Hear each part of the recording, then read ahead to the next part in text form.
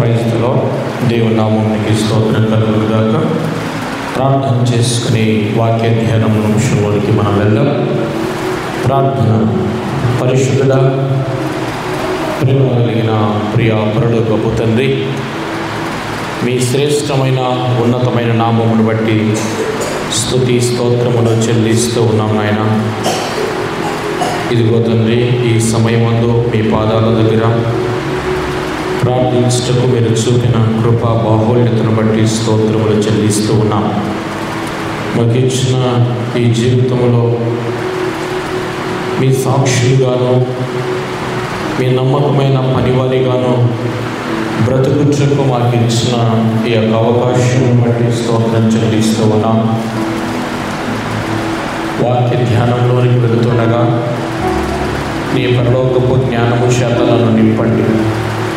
నీ యొక్క ఉద్దేశ జ్ఞానము చేతలను నింపి మీకు మహిమకరంగా మీ నోచుకురగా వాడుకోమని యేసు క్రీస్తు నామములో ప్రార్థించి వేడుకుంటున్నాము తండ్రి. ఆమేన్. కూర్చున్నాం. దేవుని యొక్క వాక్యంలో ఈ చివరి దినాలలో క్రైస్తవులు కలిగి ఉండవలసినటువంటి కొన్ని ప్రాముఖ్యమైన లక్షణాలను మనం ధ్యానించుకుందాం. కొన్ని క్వాలిఫికేషన్స్ చాలా అవసరం. ఎందుకంటే ఒక ఉద్యోగానికి మనం సెలెక్ట్ కావాలంటే ఆ ఉద్యోగానికి సంబంధించిన కొన్ని అర్హతలు అనేవి చాలా ప్రాముఖ్యమైనవి. అలాగే పరలోక రాజ్యంలోనికి మనం ప్రవేశించాలి అంటే కొన్ని అర్హతలను దేవుడు మన కొరకు సిద్ధపరిచాడు. కొన్ని ప్రాముఖ్యమైనటువంటి లక్షణాలను లేదా అర్హతలను మనం కలిగి ఉన్నప్పుడు పరలోక రాజ్యానికి మనము వారసులం అవుతాం. రండి చూద్దాం. పేతురు రాసిన మొదటి పత్రిక 2వ అధ్యాయం 3వ వచనాన్ని మనము చదువుకుందాం. పేతురు రాసిన మొదటి పత్రిక 2వ అధ్యాయం 3వ వచనాన్ని మనం చదువుకుందాం. వేషధారణను, అసూయను, సమస్త దూషణ మాటలను మాని క్రొత్తగా జన్మించిన శిష్యులను పోలిన వారై నిర్మలమైన వాక్యమును పాల విషయములో, రక్షణ విషయములో ఎదుగు నిమిత్తము ఆ పాలను అపేక్షించుడి. చాలు.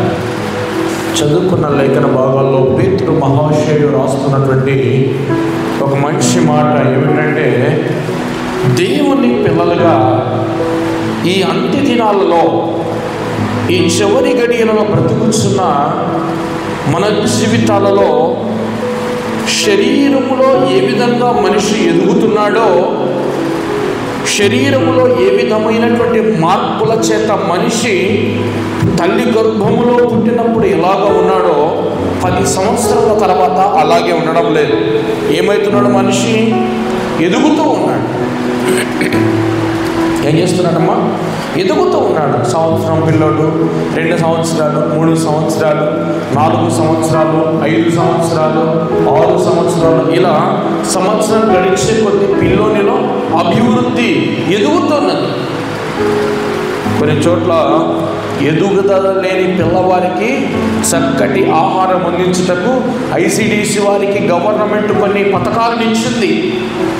అయితే దేవుని యొక్క వాక్యంలో మనం చూస్తే, వాక్యమును పాల వలన రక్షణ విషయములో మీరు ఎదుగు నిమిత్తము. వాక్యంలో మనం ఏం కావాలంట? ఎదగాలి. సంవత్సరాలు గడిచే కొద్దీ దేవుని యొక్క తీర్పుకు మనము దగ్గరవుతున్నాం.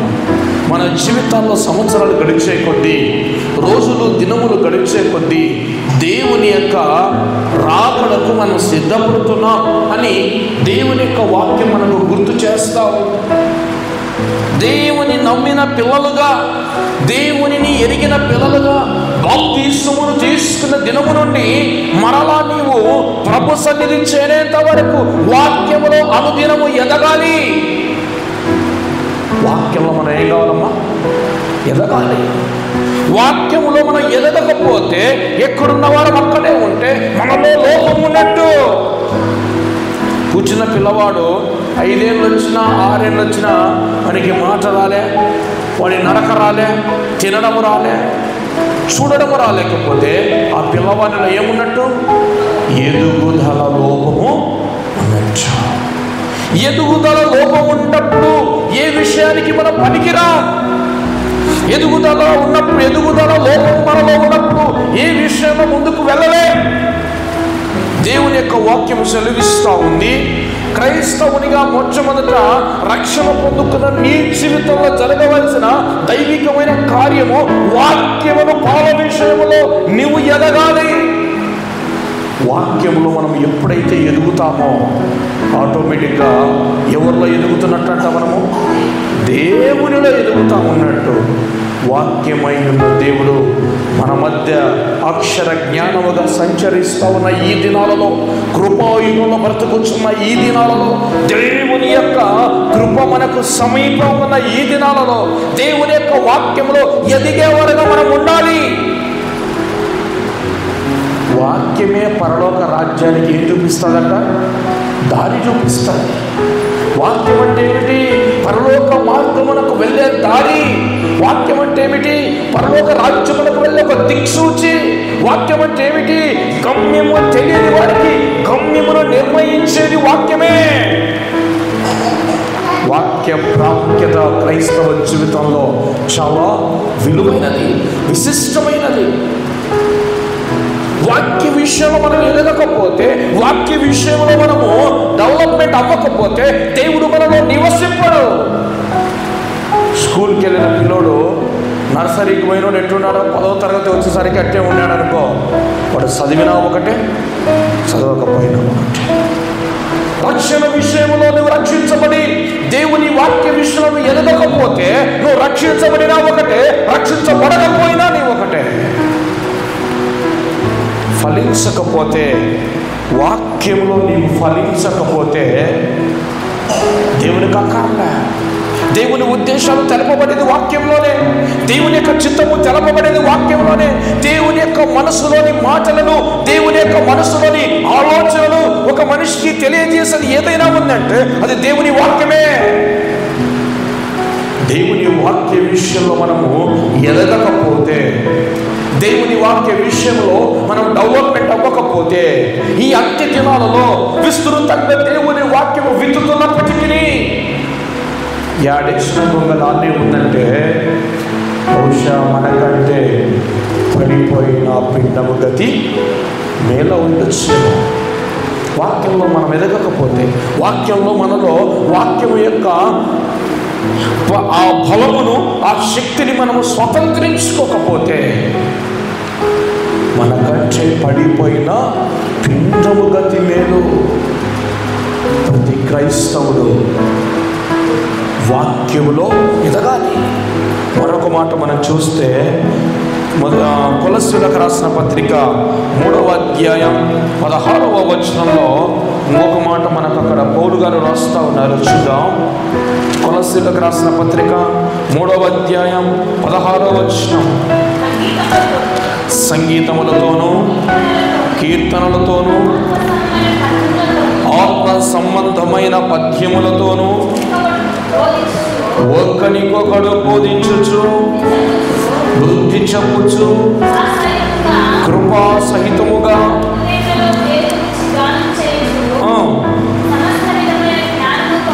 సమస్త విధములైన జ్ఞానముతో క్రీస్తు వాక్యము మీలో సమృద్ధిగా నివసింపనీయుడి. ఎంత చక్కని మాట పౌలు రాస్తున్నాడు. దేవుని వాక్యము ఒక మనిషి హృదయంలో ఎలా నివసింపజేయాలట? సమృద్ధిగా నివసింపజేయాలి. అది ఏ రూపములైనా సరే, సమస్త విధములైన జ్ఞానముతో. ఎటువంటి సందర్భమైనా కావచ్చు, నీవు వాక్యాన్ని వినడానికి ఎటువంటి స్థలమైనా కావచ్చు, ఎటువంటి ప్రాంతమైనా కావచ్చు, దేవుని యొక్క వాక్యము నీకు అర్థమయ్యే భాషలో ఉన్నప్పుడు ఆ వాక్యాన్ని వినాలి. విన్న వాక్యాన్ని హృదయంలో దాచిపెట్టుకోవాలి. హృదయంలో సమృద్ధిగా నివసింపనీయాలి వాక్యము. ఎప్పుడైతే హృదయంలో వాక్యము సమృద్ధిగా మనం నివసింప చేస్తామో దేవుడు మనతో ఉన్నట్టు, దేవుడు మనలో ఉన్నట్టు, దేవుడు మనకు సమీపంగా ఉన్నట్టు. వాక్యము హృదయంలో సమృద్ధిగా లేకపోతే, వాక్యము ఏదో విన్నామో అన్న అవగాహన లేనిటువంటి వాక్యము వినకూడదు. వాక్యము విన్నప్పుడు దానిని గూర్చినటువంటి అవగాహన మనం కలిగి ఉండాలి. వాక్యము చెప్పే ప్రతి దైవజనుడు తన సొంత మాట చెప్పేవాడిగా ఉన్నాడు. పులిపీఠం మీదకి నిలబడే ప్రతి దైవ సేవకుడు పరిశుద్ధాత్మ సహాయమును కోరుకొనే నిలబడతాడు. మొదట పేతురు మహాశయుడు అంటున్నాడు, వాక్యమును పాల విషయం మీరు ఎదగండి. పౌలు అంటున్నాడు, వాక్యమును మీలో సమృద్ధిగా నివసింపనేయండి. వాక్యాన్ని చంపొద్దు, వాక్యాన్ని ఏదో అవసరానికి వాడుకోవద్దు. సమృద్ధిగా మీలో నివసింపనీయుడి. వాక్యాన్ని సమృద్ధిగా మీలో నివసింప చేస్తే దేవుని యొక్క ఉద్దేశాలు మనలో నెరవేర్చబడతాయి. అందుకే ఒక మాట రాస్తున్నాడు యాకోబు రాసిన పత్రికలో చూస్తే 1వ అధ్యాయం 22వ వచనం చూడండి. యాకోబు రాసిన పత్రిక 1వ అధ్యాయం 22వ వచనం చదువుకుందాం. మీరు వాక్యాన్ని వినేవారిగా ఉంటే మిమ్మల్ని మీరు మోసపుచ్చుతున్నట్టే. కంటిన్యూషన్. వాక్య ప్రకారము ప్రవర్తించువారనై ఉండుడి. దేవుని నువ్వు ప్రేమిస్తున్నావా?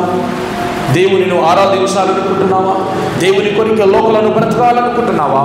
అయితే ఖచ్చితంగా నువ్వు చేయాల్సిన పని ఒకటే, నీలో వాక్యాన్ని సమృద్ధిగా క్రైస్తవునిలో ఉండవలసినటువంటి ప్రాముఖ్యమైన లక్షణము వాక్యానికి హృదయంలో చోటు ఇవ్వాలి. వాక్యానికి హృదయంలో చోటు ఇవ్వకపోతే, వాక్యానికి హృదయంలో స్థలమునివ్వకపోతే, వాక్యము హృదయంలో సమృద్ధిగా నివసింపనీయకపోతే 2 ఉండాలి. మానవ హృదయంలో ఉంటే దేవుడని ఉండాలి, లేకపోతే అపవాదిని ఉండాలి. అంటే నీలో వాక్యము సమృద్ధిగా లేకపోతే నీలో ఎవరున్నట్టు? అపవాది ఉన్నట్టు. నీలో వాక్యము సమృద్ధిగా ఉంది అంటే నీలో ఎవరు లేనట్టు? దేవుడు ఉన్నట్టు. అంతే. కుడి ఎడమే వ్యత్యాసం, మరొక మార్గం లేదు. నీవు కుడి మార్గంలో కుడివైపు ఉన్నావంటే నువ్వు ఎడమ మార్గంలో లేవని అర్థం. నువ్వు ఎడమ మార్గంలో ఉన్నావంటే కుడివైపు లేవని అర్థం. విశాలమైన మార్గంలో ఉన్నావంటే ఇరుకు మార్గంలో లేవని అర్థం. ఇరుకు మార్గంలో ఉన్నావంటే విశాలమైన మార్గంలో లేవని అర్థం. నీలో దేవుని వాక్యము సమృద్ధిగా లేదు అంటే నీలో అపవాది సమృద్ధిగా ఉన్నట్టే. నీ హృదయంలో ఎప్పుడైతే దేవుని వాక్యము సమృద్ధిగా ఉంటుందో దేవుడు నీతో ఉన్నట్టే. వాక్యం దేవుని యొక్క వాక్యము మనలో సమృద్ధిగా ఉండాలంటే మనం ఏం చేయాలి? వాక్యాన్ని వినేవారిగా ఉండి విడిచిపెట్టేవారిగా ఉండగలదు. మనలో వాక్యము సమృద్ధిగా నివసింపచేయాలంటే కేవలము మనం వినువారు మాత్రమే ఉండక విన్న వాక్యమును బట్టి ఏం చేయాలో దాని ప్రకారము ప్రవర్తించేవారిగా ఉండాలి. చాలామంది వాక్యాన్ని విని విడిచిపెట్టేవారు ఎక్కువైపోయినారు. చాలామంది వాక్యాన్ని కేవలం కాలక్షేపం కోసం పెట్టున్నారు. వాక్యాన్ని కేవలము తప్పులు పట్టడానికి వినేవారు ఉన్నారు. వాక్యాన్ని కేవలము ఏదో వెళ్ళాలి కదా వినాలి అన్నటువంటి స్వభావముతో వినేవారు ఉన్నారు. అందుకే యాకోబుకు ఆ విషయం తెలిసి అంటూ ఉన్నాడు, మీరు వినువారు మాత్రమై ఉంటే మీకు లాభమేమీ లేదు. ఒక మాట చెప్పాలంటే మీ కంట్లో మీరు పొడుచుకున్నట్టే. మీరు వాక్యాన్ని వినువారు మాత్రంగా ఉంటే మిమ్మల్ని మీరు మోసపరుచుకున్నట్టే. మీరు వాక్యము వినువారుగా ఉన్నట్లయితే కేవలము దానిని ఆచరణలో పెట్టకుండా కేవలము వింటున్నాము, ఒక ముసలమ్మ ముచ్చచ్చ వలె వాక్యాన్ని వింటున్నాము అని బహుశా నీ హృదయములో నీవు అనుకుంటే నిన్ను నీవు మోసం చేసుకున్నట్టే. నిన్ను నీవు మోసం చేసుకున్నట్టే. వాక్యాన్ని ఎప్పుడైతే నువ్వు వింటావో, విన్న వాక్యాన్ని బట్టి నీ హృదయంలో ఎప్పుడు దానిని సమృద్ధిగా నివసింపజేస్తావో నీవు ఆశీర్వదించబడతావు, నీవు దీవించబడతావు. చాలామంది జీవితాల్లో పాటలు చక్కగా పాడగలుగుతారు, వాయిద్యాలు చక్కగా వాయించగలుగుతారు, వాక్యాన్ని మాత్రం హృదయంలో సమృద్ధిగా నివసించారు. నువ్వు ఎన్ని చేసినా వాక్యము నీలో సమృద్ధిగా నివసించకపోతే అన్నీ సున్నా, అన్నీ గుడ్డి సున్నాయే. వాక్యము నీలో నివసింపజేయకపోతే, వాక్యము నీలో సమృద్ధిగా లేకపోతే, ఇదిగో దేవుని కొరకు నువ్వు ఎన్ని చేసినా దేవుడు నీలో లేకపోతే, దేవుని వాక్యము నీలో లేకపోతే అన్నీ జీరోనే. ఎప్పుడైతే నీ హృదయములో దేవుని వాక్యాన్ని సమృద్ధిగా నివసింపచేస్తావో, ఎప్పుడైతే నీ హృదయంలో దేవుని వాక్యాన్ని సమృద్ధిగా నివసింపచేస్తావో, దేవుడు నీలో నివసిస్తాడు. దేవుడు నీలో సమృద్ధిగా ఆయన తన కార్యములు చేయటకై కార్యసిద్ధుడైతాడు.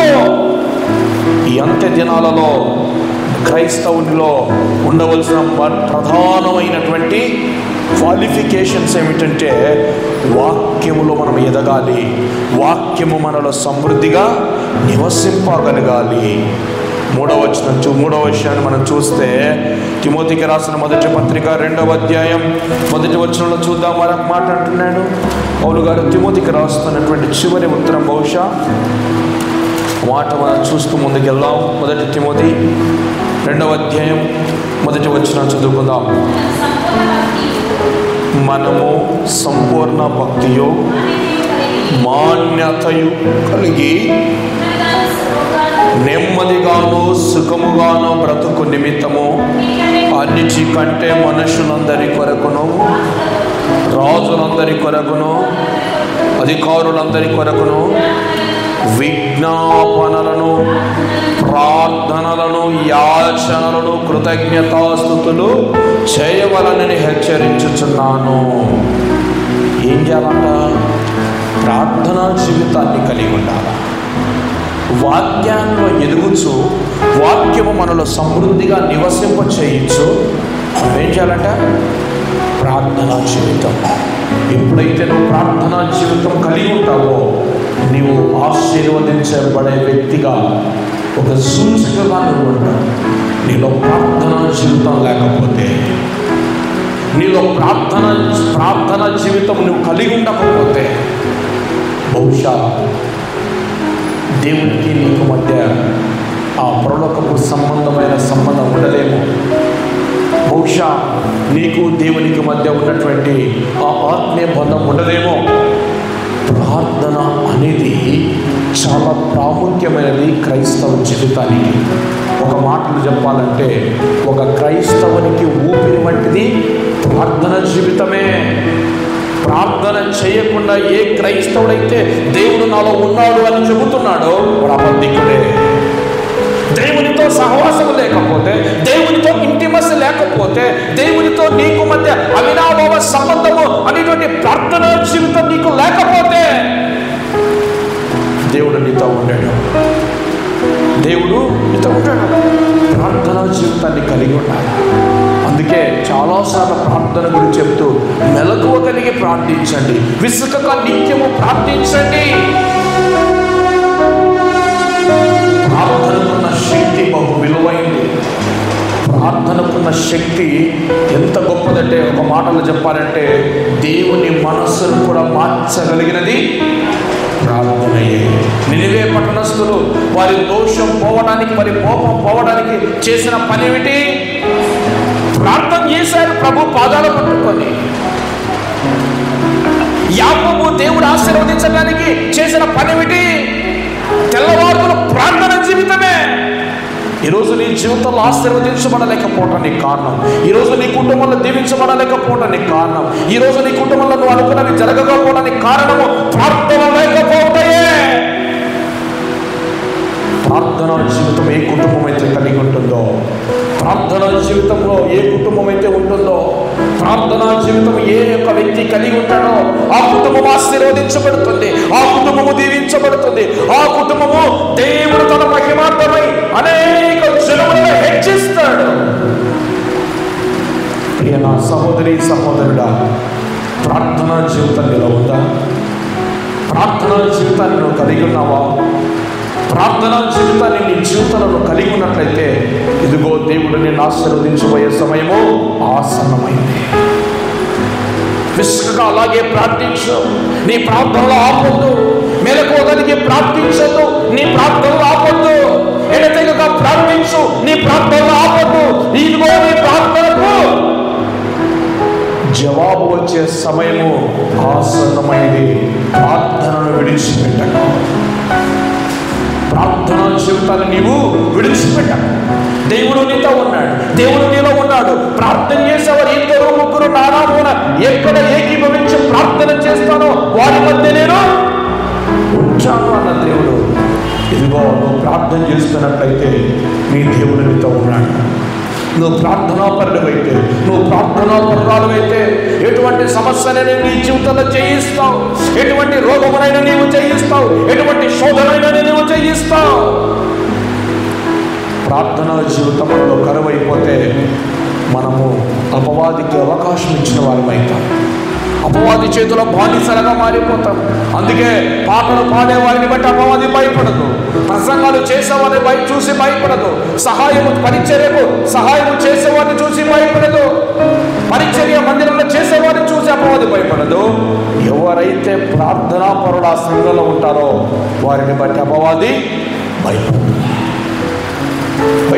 అపవాది దేవుని చిత్తం నీ జీవితంలో జరగాలంటే ఒకటి సూత్రము, ప్రార్థనా జీవితము. నువ్వెప్పుడైతే ప్రార్థనా జీవితాన్ని కలిగి ఉంటావో, ఎప్పుడైతే నీ జీవితంలో ప్రార్థన అనేటువంటిది నీవు కలిగి ఉంటావో, నీవు ఆశీర్వదించబడతావు, నువ్వు దీవించబడతావు. నిన్ను దేవుడు ఆశీర్వదించే సమయము బహు ఆసన్నమైనదని దేవుని యొక్క వాక్యము సెలవిస్తూ ఉంది. ప్రార్థన అనేది చాలా ప్రాముఖ్యమైనది, ప్రార్థన చేసుకోవడం అనేది చాలా ప్రాముఖ్యమైనది కదా. అందుకే భక్తుడు అంటాడు కదా, సజీవులే కదా నిన్ను స్తుతించేది. ఈ దినము సజీవుడై నేను నిన్ను స్తుతిస్తున్నాను, ప్రార్థిస్తున్నాను. నువ్వు బ్రతికున్నావు అంటే ప్రార్థించే క్రైస్తవులుగా బ్రతుకు. భూమి మీద నువ్వు బ్రతికున్నావు అంటే ప్రార్థనయే కారణమని గుర్తుపెట్టుకో. ఈరోజు దేవుణ్ణి నీవు కానీ నేను కానీ ఎరిగి ఉన్నామంటే, నమ్ముకున్నామంటే మన వెనక ప్రార్థించిన ప్రార్థనా పరులు ఎందరో మన రక్షణ కొరకు. అవును నా ప్రియమైనటువంటి దేవుని సంగమా, మనము ప్రార్థించేవారిగా ఉండాలి. దేవుని పాదాల దగ్గర ఆయనను బ్రతిమలాడుకునేవారిగా ఉండాలి. దేవుని పాదాల దగ్గర గోజాడుకునేవారిగా ఉండాలి. దావీదు దినమునకు ఎన్నిసార్లు ప్రార్థించేవాడంట? 7 మార్లు ప్రార్థించేవాడు దావీదు. దానియేలు తన జీవితంలో ఇదిగో సింహాల గుహలో వేయబడినటువంటి రాజు యొక్క శాసనము వెలువడినప్పటికీ అనుదినము యథావిధిగా 3 మార్లు ప్రార్థించే దానియేలు యెరూషలేము వైపు తన కిటికీ తలుపులను తెరిచి ప్రార్థించినాడు. శ్రమల నుండి విడిపించబడినాడు. శ్రమల నుండి విడిపించబడటానికి కారణం ప్రార్థనా జీవితమే. షడ్రకు మెషకు అబేద్నెగోలు విడిపించబడటానికి కారణము ప్రార్థనా జీవితమే. అవును నా ప్రియమైనటువంటి దేవుని సంగమా, ఈ అంత్య దినాల్లో బహు అవసరమైనది ప్రతి క్రైస్తవునికి ప్రార్థనా జీవితము. ప్రార్థన చేస్తే జరగని కార్యం అంటూ ఏది లేదు. వాక్యములో ఎదగాలి, వాక్యాన్ని హృదయంలో సమృద్ధిగా నివసింపచేయాలి. 3వది ఏమిటట? ప్రార్థనా జీవితాన్ని కలిగి ఉండాలి. అనేక మంది కొరకు ప్రార్థించేవారిగా మనం ఉండాలి. మరో మాట చూస్తే మొదటి తెస్సలోనికీయులకు రాసిన పత్రికలో చాలా మంచి మాట ఇక్కడ కనబడుతుంది. 5వ అధ్యాయం 16వ వచనం చదువుకుందాం. మొదటి తెస్సలోనికీయులకు రాసిన పత్రిక 5వ అధ్యాయం 16వ వచనాన్ని మనం చదువుకుందాం. ప్రతి విషయమునందును కృతజ్ఞతాస్తుతులు చెల్లించుడి, ఇలాగు చేయట మీ విషయంలో యేసు క్రీస్తునందు మీ దేవుని యొక్క చిత్తము. ప్రతి విషయమునందు కృతజ్ఞతాస్తుతులు చెల్లించాలి. దేవుడు నీ జీవితంలో చేసిన ప్రతి మేలు మరిచిపోకూడదు. 103వ కీర్తనలో దావీదు అంటాడు మొదటి వచనంలో, నా ప్రాణమా యెహోవాను సన్నుతించుము, నా అంతరంగమున్న సమస్తమా ఆయన పరిశుద్ధ నామమును సన్నుతించుము. నా ప్రాణమా యెహోవాను సన్నుతించుము, ఆయన చేసిన ఉపకారములలో దేనిని మరవకు. Don't forget anyone. దేనిని మరవకు. ఆయన చేసిన మేలులు నా జీవితంలో ఎన్నో ఉన్నాయి. గొర్రెలు కాసుకునే స్థాయి నుంచి ఈరోజు ఇశ్రాయేలులకు రాజుగా చేశాడు నన్ను. మరచిపోవద్దా. ఈరోజు నీ జీవితంలో దేవుడు నీకు చేసిన ఉపకారాలను బట్టి కృతజ్ఞతగా బ్రతుకుతున్నావా? దేవుడు నీ జీవితంలో చేసినటువంటి ప్రతి దేవుని యొక్క ఉన్నతమైన కార్యములను బట్టి దేవునికి లోబడి బ్రతుకుతున్నావా? దేవుడు నీ జీవితంలో చేసినటువంటి ప్రతి మేలులను బట్టి దేవునికి లోబడి జీవిస్తున్నావా? ప్రతి విషయంలో కృతజ్ఞతాస్తుతులు చెల్లిస్తున్నావా? అవసరం వచ్చినప్పుడు మాత్రమే దేవుని దగ్గరికి వెళ్ళేవాడిగా ఉన్నావా? అవసరము తీరిన తర్వాత దేవుణ్ణి మరిచిపోతున్నావా? జాగ్రత్త, జాగ్రత్త. దేవుని యొక్క మనస్సు గాయపరిచేవాడు అవుతావేమో. ప్రతి విషయమునందు కృతజ్ఞతాస్తుతులు చెల్లించేవాడిగా నీవు ఉన్నావా? ప్రతి విషయమునందు దేవుని స్తుతించేవాడిగా ఉన్నావా? ప్రతి క్రైస్తవుడు శ్రమలు వచ్చినప్పుడు ప్రార్థించాలి, శ్రమలు తీరిన వెంటనే దేవుణ్ణి స్తుతించాలి. ఇది క్రమం. ఇది దేవుడు ఇచ్చినటువంటి దైవికమైన జీవితంలో ప్రాముఖ్యమైన భాగం. నీ జీవితంలో కలిగిన కష్టాలను బట్టి, నీ జీవితంలో కలిగిన శ్రమలను బట్టి 1000 మోకాళ్ళు దేవుని పాదాల దగ్గర ప్రభువును అడుగు. ప్రభు నీకు సహాయం చేస్తాడు. ప్రభు నీకు సహాయం చేసినప్పుడు ప్రతి విషయమునందు నీ హృదయముతో, నీ ఆత్మతో, నీ శరీరముతో దేవునికి ఏం చెల్లించాలట? కృతజ్ఞతాస్తుతులు చెల్లించాలి. దేవుడు చేసిన మీరు మరిచిపోయేవాడిగా ఉన్నావా? జాగ్రత్త. దేవుడు లేకపోతే మనం లేవు. దేవుడు లేకపోతే నువ్వు లేవు, నేను లేవు. దేవుడే మన జీవితాలకు సర్వము సమకూర్చువాడు. దేవుడే మన జీవితాలను ఆదరించేవాడు. దేవుడే మనల్ని నడిపించేవాడు. ఈ అంత్య దినాలలో, ఈ చివరి గడియలలో మనము వాక్యములో ఎదేవారిగా ఉండాలి. వాక్యాన్ని మన హృదయంలో సమృద్ధిగా నివసింపజేసేవారిగా ఉండాలి. అంత మాత్రమే కాక ప్రార్థనా జీవితాన్ని కలిగి ఉండాలి.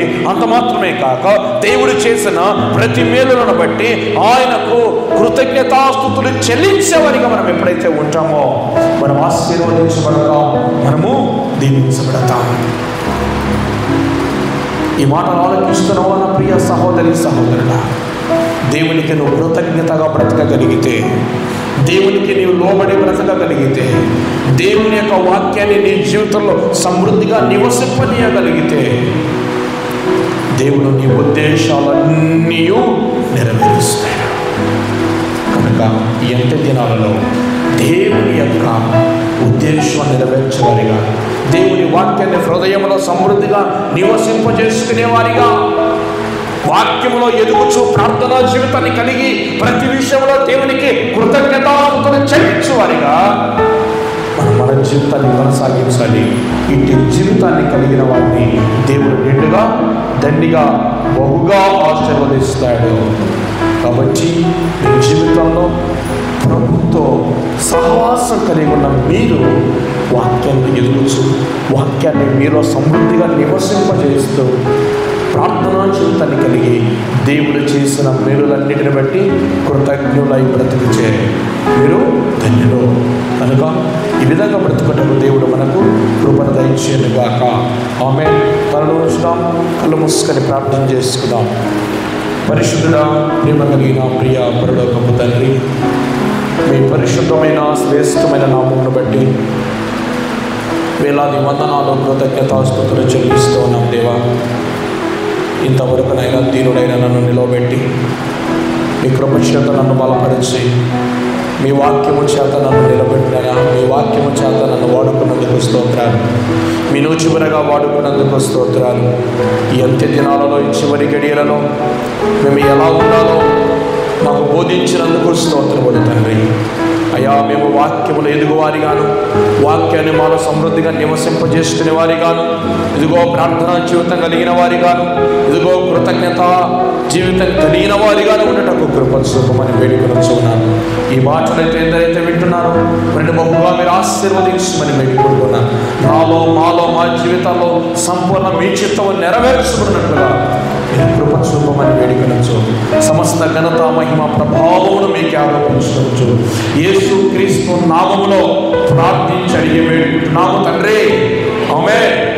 మన తండ్రి అయిన దేవుని ప్రేమ, కుమారుడైన యేసుక్రీస్తు కృప, పరిశుద్ధాత్మ దేవుని సహవాసం ఇది మొదలుకొని ప్రభు రాకడ పర్యంతర వరకు సదాకాలము సకలత పరిశుద్ధులకు మనకును ఈ మాటలు వింటున్న ప్రతి ఒక్కరికి సదాకాలం తోడే నడిపించును గాక. ఆమేన్. ఆమేన్.